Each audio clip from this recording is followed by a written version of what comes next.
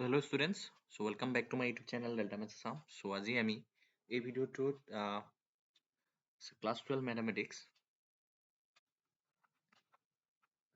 So class 12 mathematics,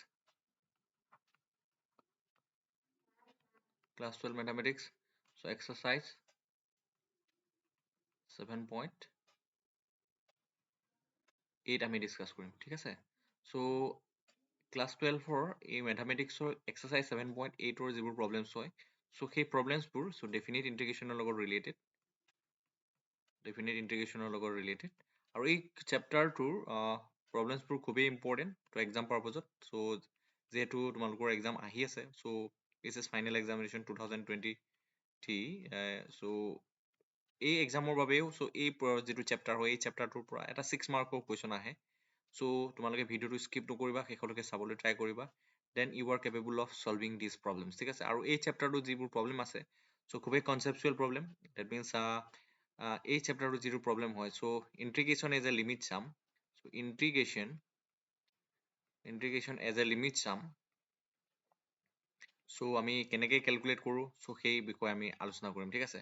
already তোমালোকে integration কেনেকৈ solve কৰে, চ' এটা গিভেন ফাংচনৰ বাবে চ' কিবা ডিফাৰেণ্ট ফৰ্মুলাজ হওক, ত' ডিফাৰেণ্ট টেকনিক হওক, ত' ইউজ কৰি পেলাই কেনেকৈ কেলকুলেট কৰিব লাগে তোমালোকে অলৰেডি গম পাইছে, ঠিক আছে? চ' আজি আমি স্পেচিয়েলি এই ভিডিঅ'টোত ইণ্টিগ্ৰেশ্যন এজ এ লিমিট চাম। ত' ডেফিনেট ইণ্টিগ্ৰেশ্যন, আমি ইনডেফিনেট ইণ্টিগ্ৰেশ্যন কমপ্লিট কৰিছোঁ। ত' আজি ডেফিনেট ইণ্টিগ্ৰেশ্যনৰ আমি প্ৰব্লেমছবোৰ আমি ছল্ভ কৰিম, ঠিক আছে? চ' ডেফিনেট ইণ্টিগ্ৰেশ্যন বুলি কোৱাৰ লগে লগে তোমালোকে তোমালোকৰ এটা কুৱেশ্যন আহিব পাৰে। চ' ডেফিনেট ইণ্টিগ্ৰেশ্যন কেনেকুৱা হয়? চ' ইনডেফিনেট ইণ্টিগ্ৰেশ্যনটো আমি ছল্ভ কৰিছোঁ। চ' ডেফিনেট ইণ্টিগ্ৰেশ্যনত তোমালোকক এই লিমিটটো প্ৰভাইড কৰাই দিয়া থাকে, ঠিক আছে? ইট মিনছ আমাক এটা পাৰ্টিকুলাৰ লিমিটত, ঠিক আছে, ত' আমাক কি কৰিব দিয়ে? চ' ফাংচনটো আমাক কি কৰিব দিয়ে? চ' ইণ্টিগ্ৰেশ্যন কৰিব দিয়ে, ঠিক আছে? ত' ইয়াতে এই যিটো লিমিট হয়, ইয়াক আমি কি কওঁ? লোৱাৰ লিমিট বুলি কওঁ। আৰু এই যিটো লিমিট হয়, চ' ইয়াক কি কওঁ? আপাৰ লিমিট বুলি কওঁ, ঠিক আছে? চ' ইয়াক আমি আপাৰ লিমিট বুলি কওঁ। এতিয়া চোৱা, চ' এই এনেকুৱা ইণ্টিগ্ৰেশ্যনবিলাকৰ ৰিজাল্টবিলাক কেনেকুৱা ধৰণৰ হয়? চ' তেনেকুৱা এটা কুৱেশ্যনো আহিব পাৰে তোমালোকৰ মনত। চ' তাৰ বাবে আমি এটা এক্সাম্পল লওঁ, এক্সাম্পলটোৰ জৰিয়তে এই কথাটো ডিটেইলছ বুজিব পাৰিবা। ছাপ'জ আমাক দিয়া আছে, ত' integration 1 to 2 x² into dx আমি ছল্ভ কৰিব লাগে। চ' কেনেকৈ ছল্ভ কৰিম? এতিয়া চোৱা, যিটো ইউজুৱেল মেথড হয়, ডেট মিনছ আমি ইণ্টিগ্ৰেশ্যন এটা ফাৰ্ষ্ট ইউজুৱেল যিটো টেকনিক হয়, চ' ইনডেফিনিট ইণ্টিগ্ৰেশ্যনত আমি যেনেকৈ ছল্ভ কৰিছিলোঁ তেনেকেই ছল্ভ কৰি ল'ম। চ' এটা পাৰ্টিকুলাৰ ফৰ্মুলা মনত আছে তোমালোকৰ, integration x to the power n equal to dx equal to তোমালোকৰ মনত আছে x to the power n plus 1 divided by n plus 1 plus c. চ' এই ফৰ্মুলাটো ইউজ কৰি পেলাই আমি ফাৰ্ষ্ট ইণ্টিগ্ৰেশ্যনটো ছল্ভ কৰিম। After date we will put the limits, that means upper limit আৰু লোৱাৰ লিমিট পুট কৰি ফাইনেলি ইয়াৰ ৰিজাল্টটো আমি বাহিৰ কৰিম, ঠিক আছে? চ' ইণ্টিগ্ৰেশ্যন 1 to 2 x² dx ৰ ৰিজাল্টটো কি হ'ব? চ' x³ divided by 3. এতিয়া চ' ইয়াতে প্লাছ চিটো নিলিখি, চ' ইণ্ডিকেটিং কনষ্টেণ্ট নিলিখি ইয়াত জাষ্ট লিমিট পুট কৰিম। আৰু ইয়াত কথা তোমালোকে মনত ৰাখিবা যে ডেফিনেট ইণ্টিগ্ৰেশ্যনত এই প্লাছ চিটো নাহে। চ' 1 to 2, এতিয়া চোৱা ভেলুকেইটা পুট কৰিম। চ' আপাৰ লিমিট কি হয়? 2 হয়। চ' 2³ divided by 3 হ'ল। চ' মাইনাছ, চ' লোৱাৰ লিমিটৰ ভেলুটো আমি পুট কৰিম। ত' মাইনাছ কিমান হ'ব? ত' 1³ divided by 3, ঠিক আছে? ত' আল্টিমেটলি তোমালোকে ইয়াৰ পৰা কিমান পাবা? চ' 8 divided by 3 minus 1/3. So' ultimately তোমালোকে কিমান পাবা? চ' 7 minus 3 পাবা ইয়াৰ আনচাৰটো, ঠিক আছে? So' in this way we can solve the problems which is related to definite integration, ঠিক আছে? চ' আমি লিমিটৰ ভেলুটো পুট কৰি পেলাই আমি ফাইনেলি ছল্ভ কৰিব পাৰোঁ। এতিয়া চোৱা, ইণ্টিগ্ৰেশ্যন এজ এ লিমিট চাম। চ' আমি কেনেকৈ ছল্ভ কৰিব পাৰোঁ, চ' সেই কথাটো আমি শিকিম আজি এই ভিডিঅ'টোৰ মাধ্যমেৰে। আৰু ইণ্টিগ্ৰেশ্যনৰ জিমেট্ৰিকেল যিটো ইণ্টাৰপ্ৰিটেশ্যন হয়, চ' সেই ইণ্টাৰপ্ৰিটেশ্যনটো আমি শিকিবলৈ ট্ৰাই কৰিম, ঠিক আছে? এতিয়া চোৱা, ইণ্টিগ্ৰেশ্যন এইটো জিমেট্ৰিকেল ইণ্টাৰপ্ৰিটেশ্যনটো চাওঁ আমি। So' geometrical interpretation, so' geometrical interpretation of definite integral. So' কি হয় আমি চাওঁ, ঠিক আছে? First definite integral. চোৱা, integration a to b f of x dx, so' ই কি ৰিপ্ৰেজেণ্ট কৰে? So' area it ৰিপ্ৰেজেণ্টছ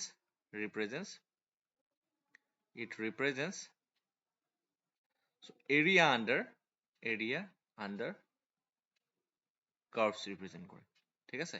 date means Suppose আমাৰ particular এটা regionৰ integration কৰিব দিয়া আছে, তো x ৰ লিমিটটো কৰি দিয়া আছে, x ৰ ভেলুটো a ৰ পৰা b লৈ দিয়া আছে, ঠিক আছে। চ' এই ৰিজনটোত আমি কি কৰিব লাগে, ইণ্টিগ্ৰেশ্যন কৰিব লাগে, আৰু ই এৰিয়া আণ্ডাৰ কাৰ্ভছ ৰিপ্ৰেজেণ্ট কৰে। গতিকে চ' আমি জিমেট্ৰিকেলি ইয়াক যদি আমি ড্ৰ কৰোঁ, চ' কেনেকৈ ড্ৰ কৰিব পাৰোঁ চোৱা। দিছ is the y axis and this is the x axis. This is the y axis. এতিয়া চোৱা, this is the graph of any function y equal to fx. এতিয়া চোৱা, আমাক suppose particular এই ডোমেইনটোত আমাক suppose কি কৰিব দিছে, ইণ্টিগ্ৰেশ্যন কৰিব দিছে। চ' x ৰ ভেলুটো a আৰু b মাজত চ' আমাক ইণ্টিগ্ৰেশ্যন কৰিব দিছে। চ' ইণ্টিগ্ৰেশ্যনে কি বুজায়, so' area under this curve, that means এই গ্ৰাফটোৱে চ' যিখিনি এৰিয়া কভাৰ কৰে, চ' above the x axis এইখিনি যিখিনি এৰিয়া হয়, চ' এই এৰিয়াখিনি ৰিপ্ৰেজেণ্ট কৰে। That means integration a to b f of x dx is nothing but this area. That means এই যিখিনি ছেট কৰি ৰাখিছোঁ, চ' এই এৰিয়াখিনি ৰিপ্ৰেজেণ্ট কৰে, ঠিক আছে।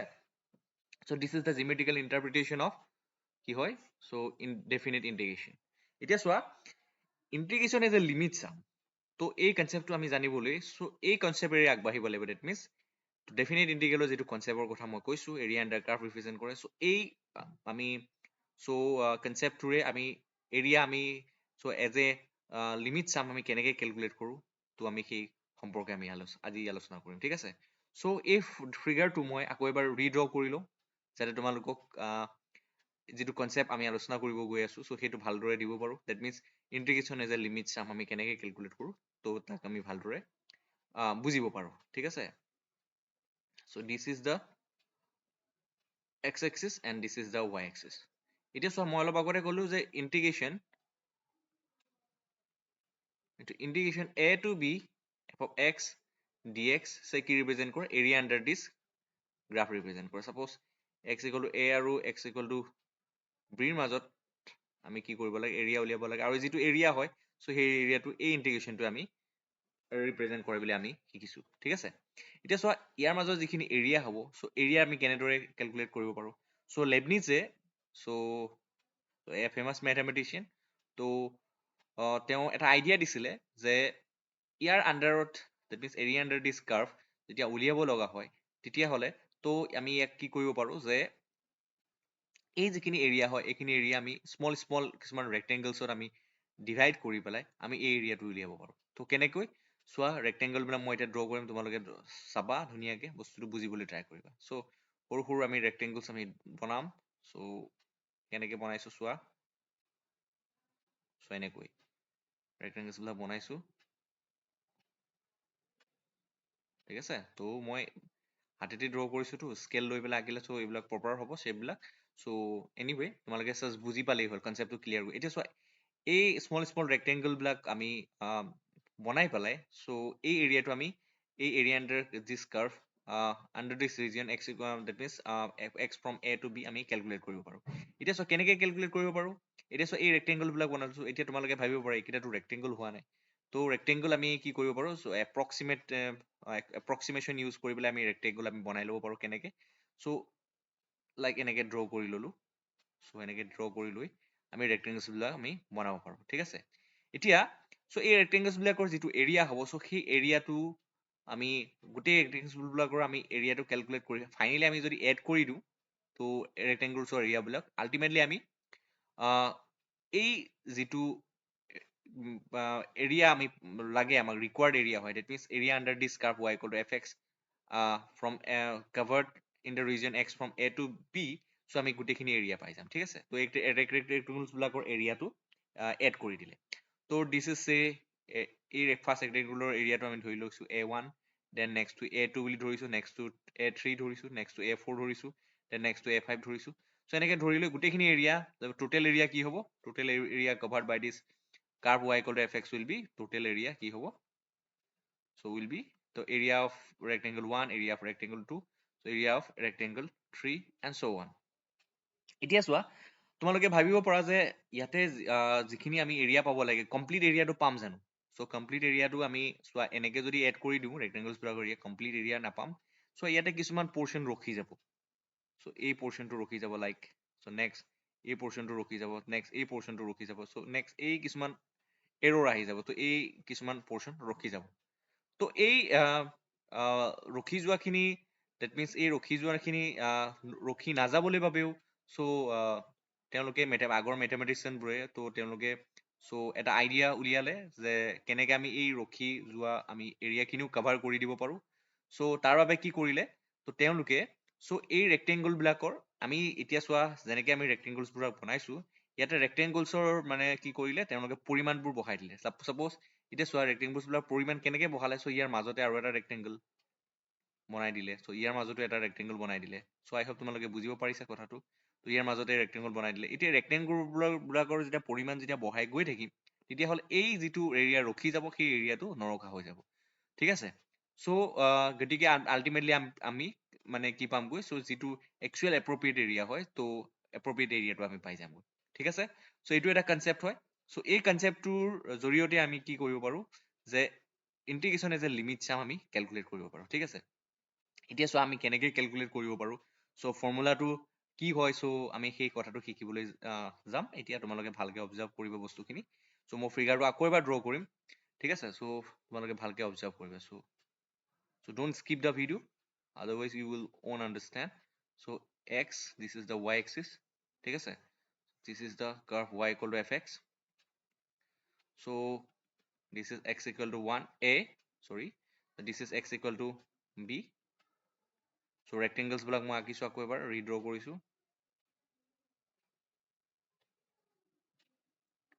কেইটামান ৰেক্টেংগল আঁকি লৈছো। ঠিক আছে, এতিয়া চোৱা let us consider, মই ফৰ্মুলাটো ডিৰাইভ কৰিব গৈ আছো। so let us consider the width of each rectangle ph. that means প্ৰত্যেকটো ৰেক্টেংগুলৰ আমি উইথটো কি ধৰিছো, চ' প্ৰত্যেকটো ৰেক্টেংগুলৰ বাবে আমি উইথটো ধৰি লৈছো। উইথটো মিনছ গম পাইছা, লেংথ ইনটু ব্ৰেথ বুলি লিখো ন, ব্ৰেথ বা উইথ।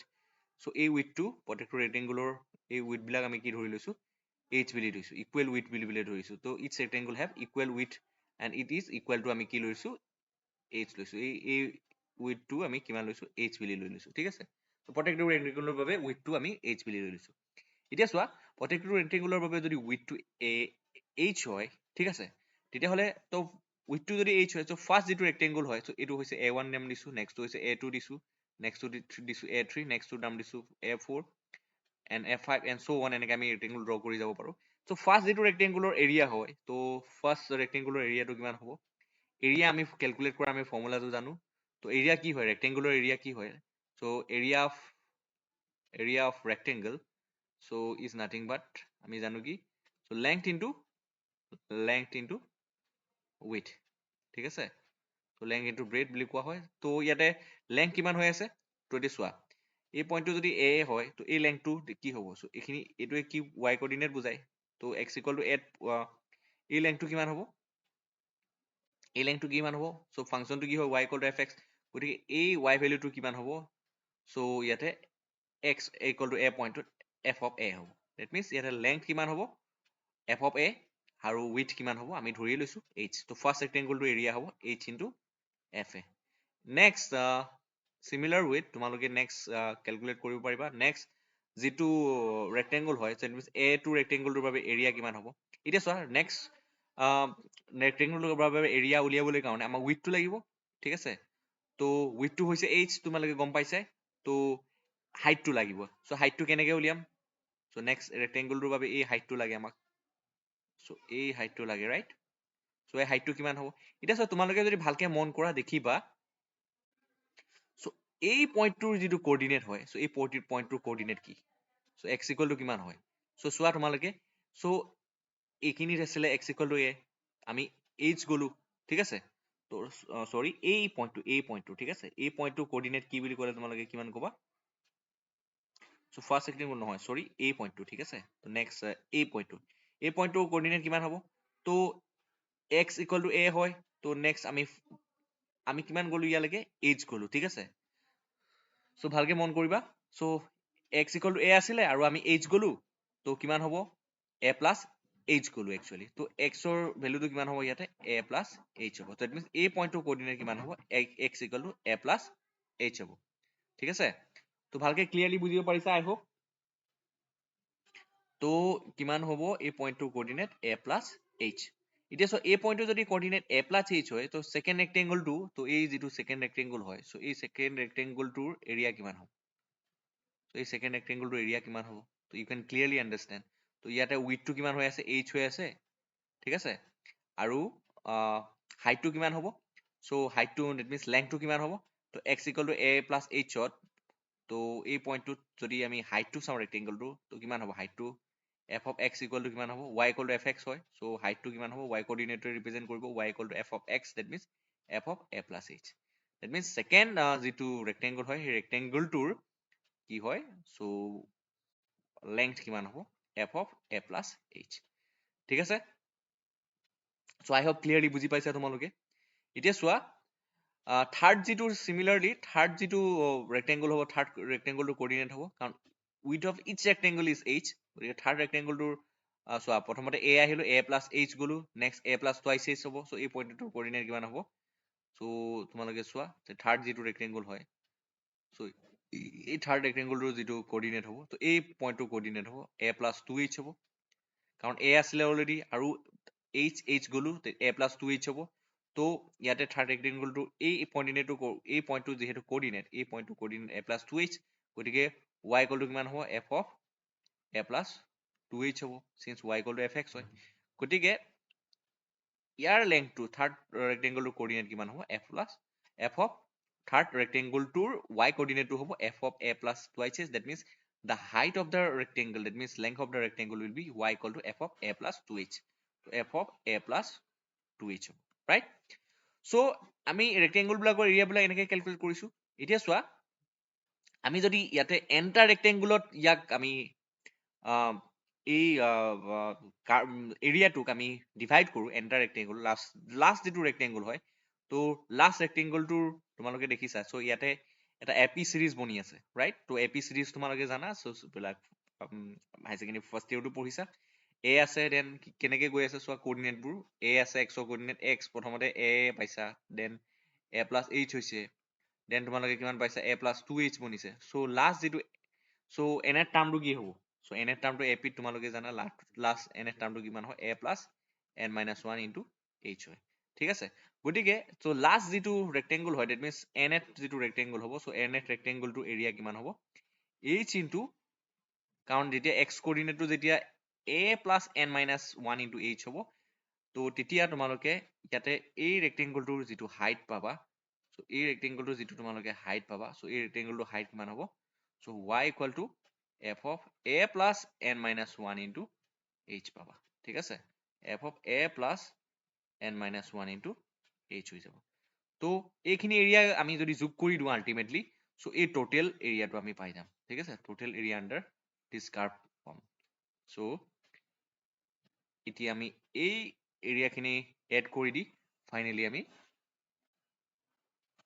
সো টোটাল এৰিয়াটো আমি ক্যালকুলেট কৰিম ঠিক আছে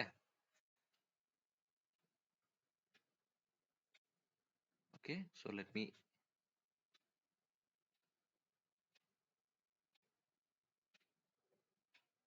okay so let me take another page এটা চোৱা টোটাল এৰিয়া কিমান হ'ব so total area under the curve কিমান হ'ব সো টোটাল এৰিয়া কিমান হ'ব a = এৰিয়া হ'ব a1 plus a2 plus dot enter ৰেক্টেংগুলত আমি ডিভাইড কৰিছো an তো কিমান অফ ফাৰ্স্ট তো এৰিয়া কিমান আছিলে h into f of a so next ৰেক্টেংগুলটোৰ এৰিয়া আছিলে h into f of a plus h তো থাৰ্ড ৰেক্টেংগুলটোৰ এৰিয়া আছিলে h into f of a plus 2h and so on so nth ৰেক্টেংগুলটোৰ area কিমান আছিলে h into f of a plus n minus 1 into h পালো ঠিক আছে ইয়াৰ পৰা তোমালোকে কমন ল'ব পাৰা h2 তো h2 যদি কমন লোৱা তোমালোকে কিমান পাবা f of a plus f of a plus h then তোমালোকে কিমান পাবা f of a plus 2h and so on so lastly তোমালোকে পাবা f of a plus n minus 1 into h তোমালোকে পাবা ঠিক আছে so this is the total area under the curve এতিয়া কথাটো হ'ল যে so আমি ফিগাৰটোত অলপ আগতে আমি লক্ষ্য কৰিছো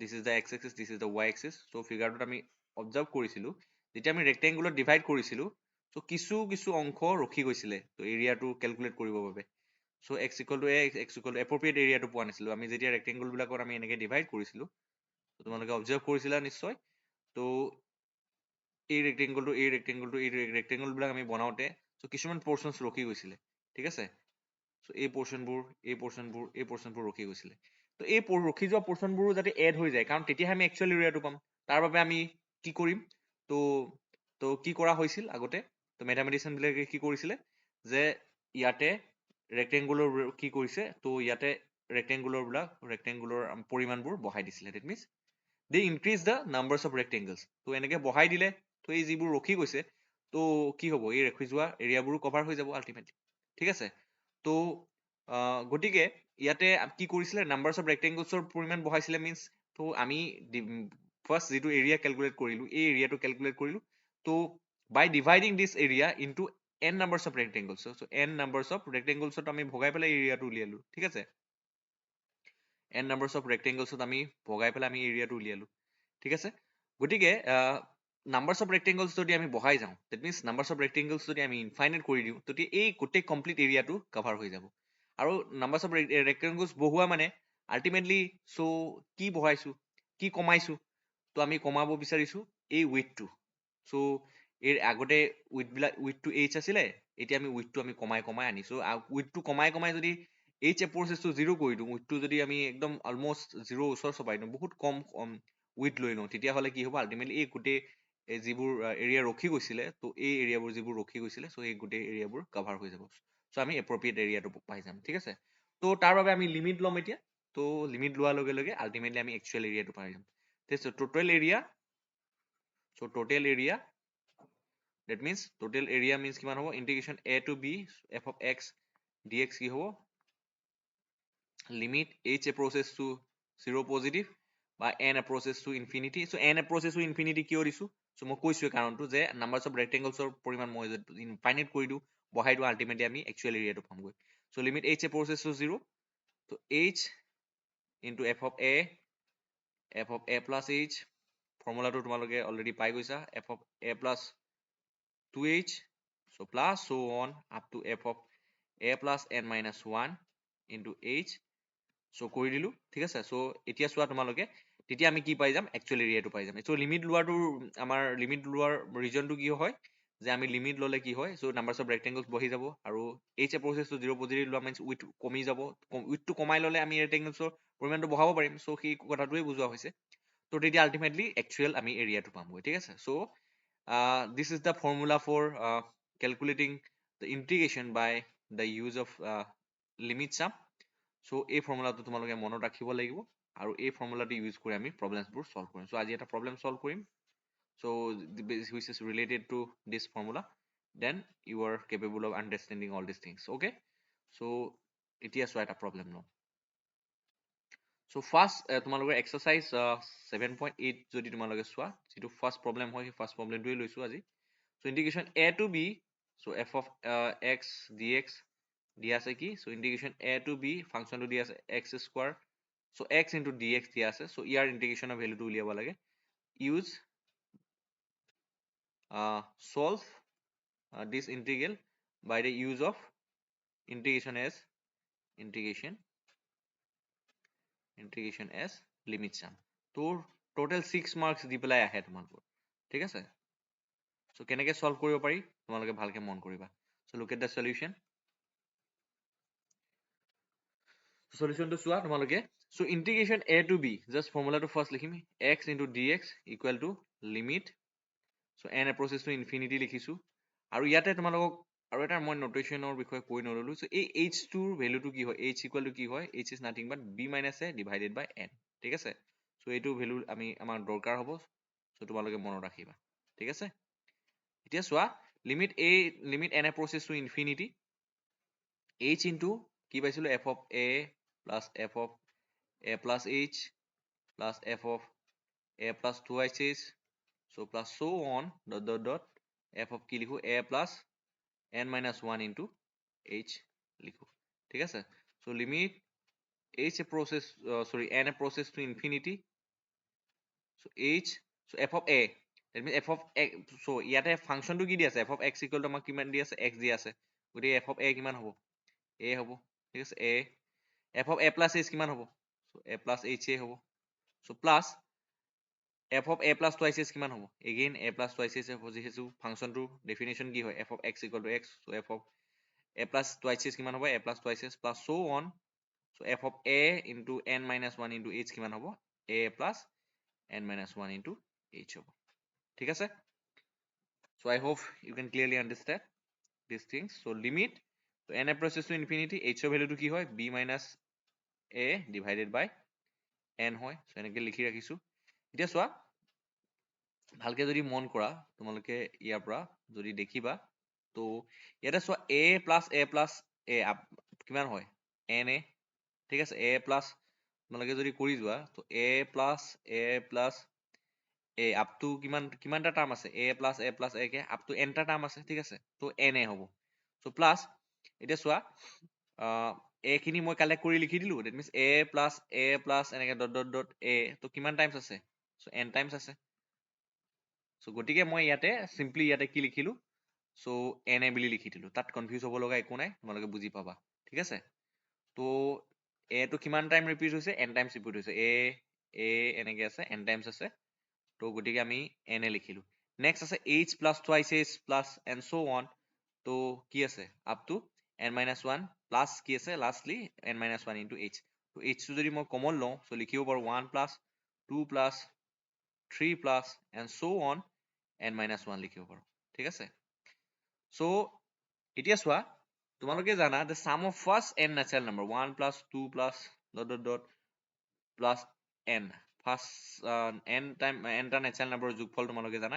n into n plus 1 divided by 2, so ইয়াতে মই যদি ফাৰ্ষ্ট n টা নিদি n minus 1 টা বুলি কওঁ, তো 1 plus 2 plus dot dot dot n minus 1 কৰি দিওঁ, তো তেতিয়াহ'লে এই ফৰ্মুলাটো চেঞ্জ হৈ পেলাই কি বনিব, so ইয়াৰ ফৰ্মুলাটোৰ আনসাৰ কিমান হৈ যাবগৈ, so n ৰ জেগাত আমি n minus 1 ৰিপ্লেচ কৰি, so n minus 1, so n plus 1 ৰ জেগাত n ৰ জেগাত মই যদি n minus 1 দি দিওঁ, n বনি যাব ডিভাইডেড বাই 2 হ'ব, ঠিক আছে, n into n minus 1 divided by 2, এতিয়া চোৱা এই সামটোৰ ৰিজাল্টটো কি হ'ব, that means 1 plus 2 plus 3 plus dot dot dot n minus 1 ৰ ৰিজাল্টটো কি হ'ব, n minus 1 into n divided by 2, just আমি ইয়াতে ৰিপ্লেচ কৰিম, so limit n approaches to infinity, so b minus a divided by n, so n a লিখিলো, so plus h into n minus 1 divided by আমি কি লিখিম 2 লিখিম, এতিয়া so h ৰ ভ্যালুটো তোমালোকে পাইছাই, so অলপ আগতে কৈছোৱে, so ইয়াত লিখাই দেখা পাই আছে তোমালোকে b minus a divided by n, so b minus a divided by n লিখিলো, so n a plus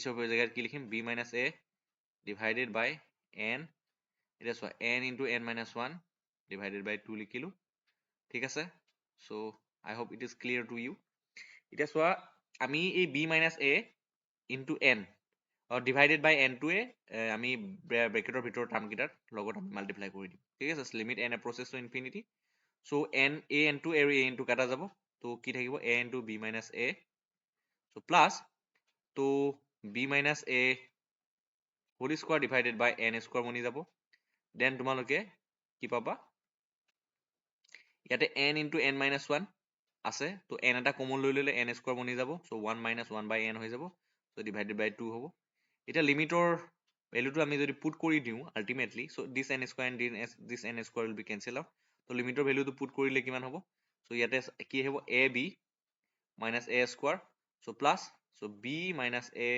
whole square থাকিব, আৰু as n approaches to infinity 1 by n কলৈ যাব 0 লৈ যাব, তো 1 minus 0 that means 1 হৈ যাব, so b minus a whole square divided by 2 হ'ব, so অলপ simplify কৰিলে ফাইনেলি আমি যিটো required answer টো পাই যাম, so ab minus a square, so plus b minus a whole square means কিমান হয়, তো a minus b whole square formula লিখি দিম, so b square plus a square minus twice ab, so divided by 2 হ'ব, so further যদি আমি simplify কৰো, so 2 LCM ল'ম, so 2ab minus 2a square, so plus b square plus a square minus 2ab, so you can clearly see, so minus 2ab plus 2ab cancel যাব, তো ইয়াৰ পৰা তোমালোকে কিমান পাবা finally, so minus 2a square plus a square, that means minus a square, so b square minus a square divided by 2 হ'ব, so answer টো পাই গলো, that means integration a to b x dx equal to তোমালোকে কিমান পালা so b square minus a square divided by 2